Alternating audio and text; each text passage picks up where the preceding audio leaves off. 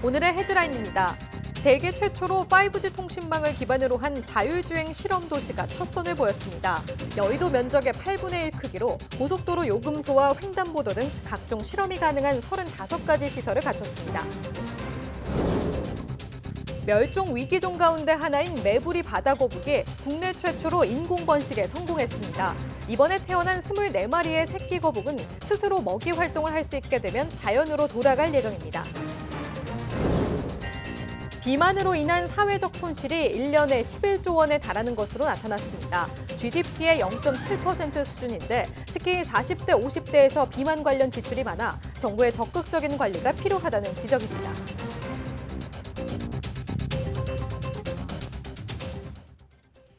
시청자 여러분 안녕하십니까? 12월 11일 화요일 사이언투데이입니다.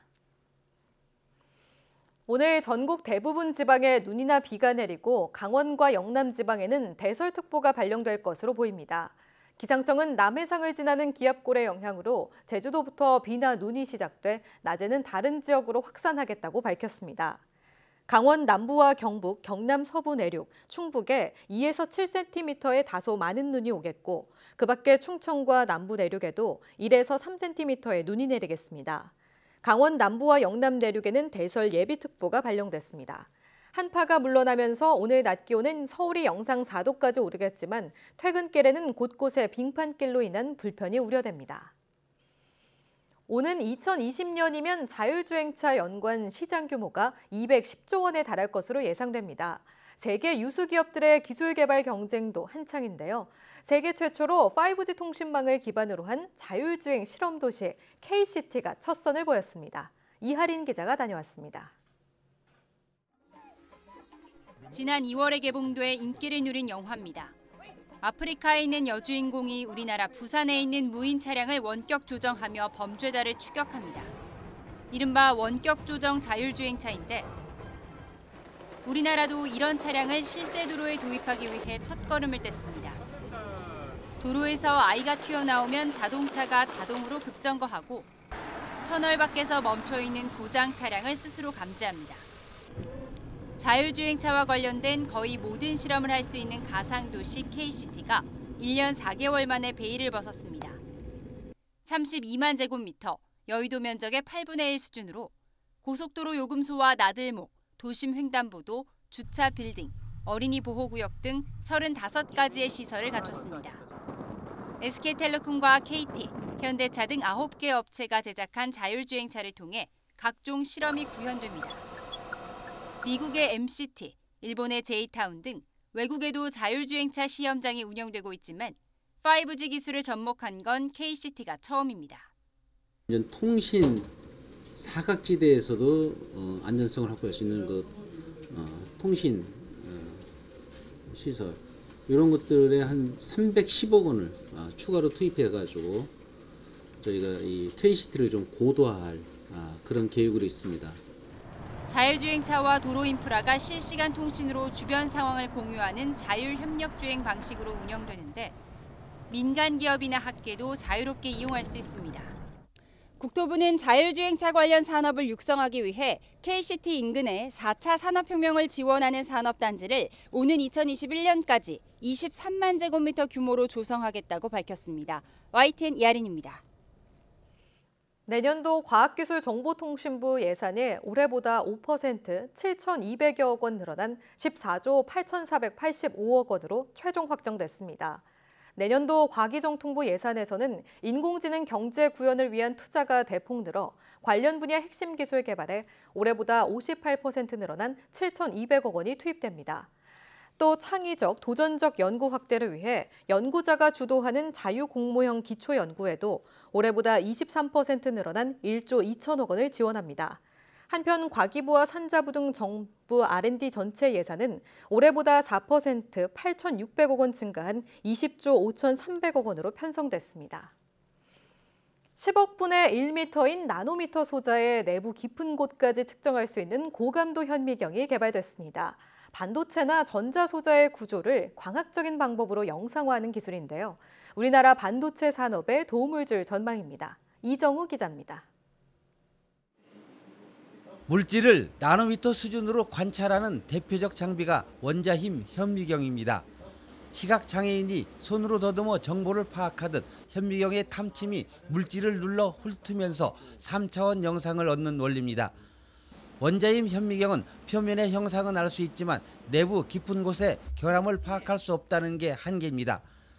국내 연구진이 반도체나 전자소자의 구조를 광학적 방법으로 영상화하는 광유도력 현미경을 개발했습니다.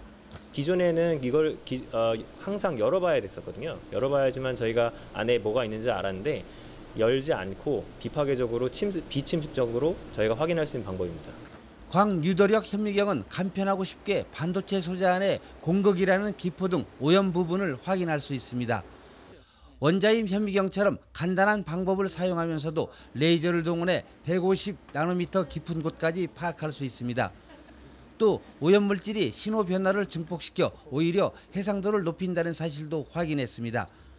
소자 내부를 초음파로 진단하듯 자세히 살펴볼 수 있는 고감도 현미경 기술은 반도체 생산성을 크게 높일 것으로 보입니다. 비파괴적인 방법으로 공정의 불량률을 줄일 수 있기 때문입니다. 지금 이렇게 새로 개발된 기술은 빛을 측정하는 대신 그 시료의 반응을 힘으로 측정함으로 해가지고 훨씬 감도를 높였다는 데 특징이 있습니다. 물질 내부를 간단하게 파악할 수 있는 이번 연구 결과는 네이처 자매지 빛, 과학과 응용에 실렸습니다. YTN 이정호입니다. 국내 연구진이 PC에서도 얼굴로 본인 인증을 해 온라인 결제를 할 수 있는 기술을 개발했습니다. 한국전자통신연구원은 웹브라우저에서 얼굴을 인증수단으로 사용하는 블루투스 기반의 간편 인증 기술을 개발했다고 밝혔습니다. 이 기술을 이용하면 PC나 노트북에서 스마트폰을 블루투스로 연결해 얼굴로 본인 인증한 뒤 온라인 쇼핑과 은행 거래 등을 자유롭게 사용할 수 있습니다. 또 안드로이드와 iOS용 두 가지로 모두 제공돼 대부분의 스마트폰에서 동작하며 자체 개발한 경량화 얼굴 인증 기술을 탑재해 편의성도 높였습니다. 연구진은 익스플로러나 크롬과 같은 웹브라우저가 개선되면 내년 상반기에 이 기술이 상용화할 수 있다고 설명했습니다. 구글의 소셜 네트워크 서비스인 구글 플러스 사용자 5,200만 명의 개인정보가 제3자에게 노출됐다고 밝혔습니다. 구글은 블로그 포스트를 통해 지난달 구글 플러스의 기본 코드 업데이트 과정에서 사용자 이름과 이메일, 실거주지 주소, 나이 등 개인정보가 노출됐다고 밝혔습니다. 이번 개인정보 노출은 대중에 노출된 것이 아니라서 곧바로 정보 도용 또는 오용으로 이어지지 않으며 앱 개발자 등 제3자가 해당 정보에 접근할 수 있게 된 것이라고 구글은 설명했습니다. 이에 따라 구글은 소비자 버전의 구글 플러스 서비스를 예정보다 5개월 빠른 내년 4월에 폐쇄하기로 했습니다.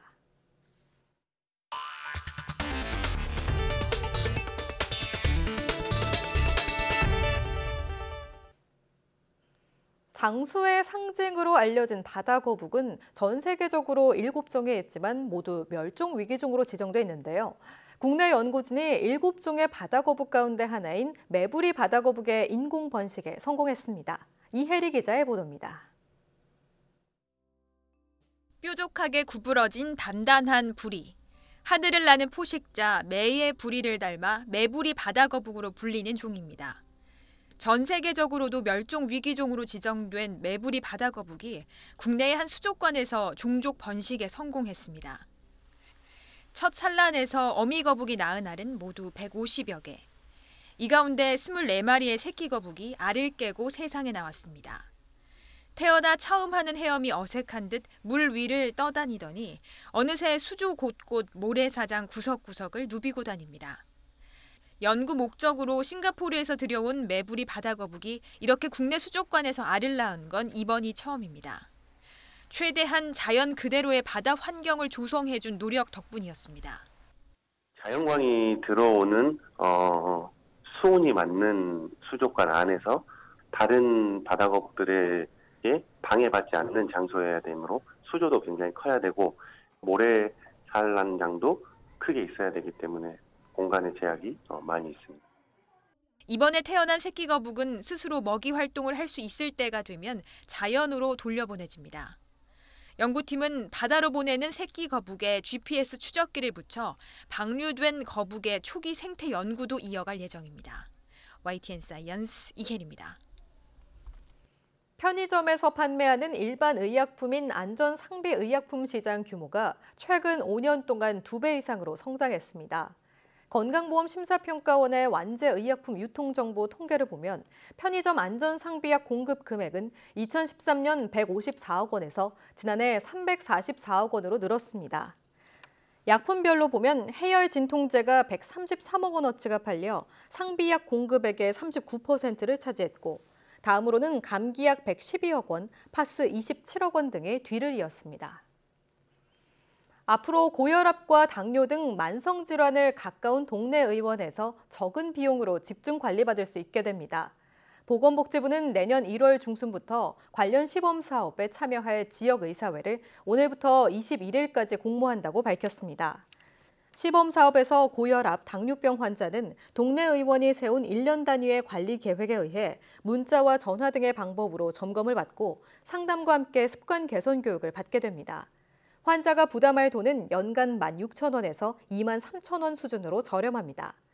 복지부는 이번 시범 사업에서 동네 의원의 서비스 향상을 위해 간호사, 영양사 등 전문 인력도 제공하기로 했습니다. 비만으로 인한 사회적 손실이 연간 11조 원 규모, GDP의 0.7%에 이른다는 조사 결과가 나왔습니다.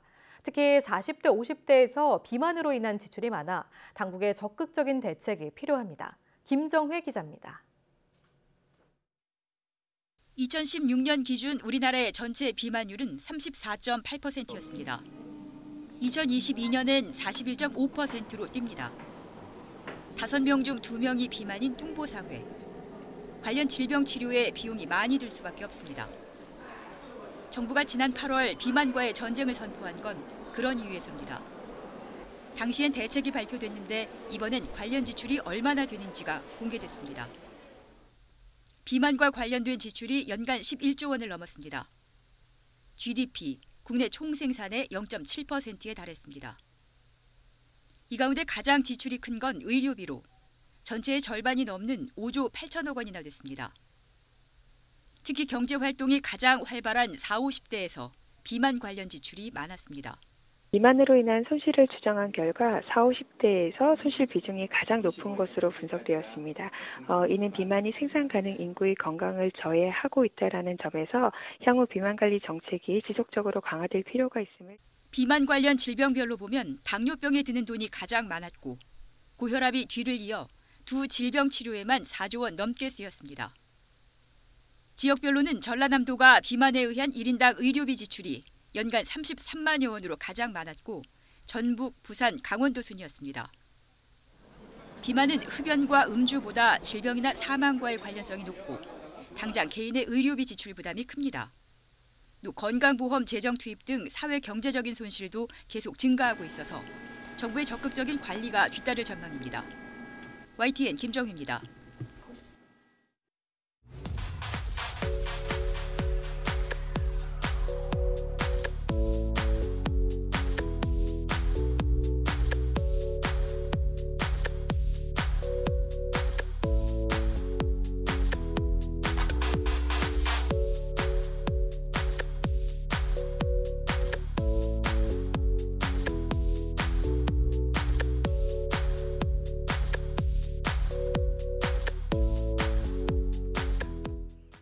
지난달 28일 고흥 나로 우주센터 연구진들은 우리가 독자 개발한 75톤급 액체 엔진 발사체를 성공적으로 발사했는데요.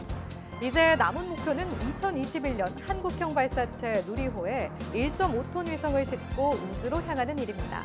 오늘 오후 4시 사이언스투데이에서는 특별 인터뷰를 마련했는데요. 75톤급 액체 엔진을 만든 항공우주연구원 실무 연구진들을 만나 이번 기술 자립의 의미와 숨겨진 에피소드에 대해 자세히 알아보겠습니다. 오후도 많은 시청 바랍니다. 함께해 주신 여러분 고맙습니다.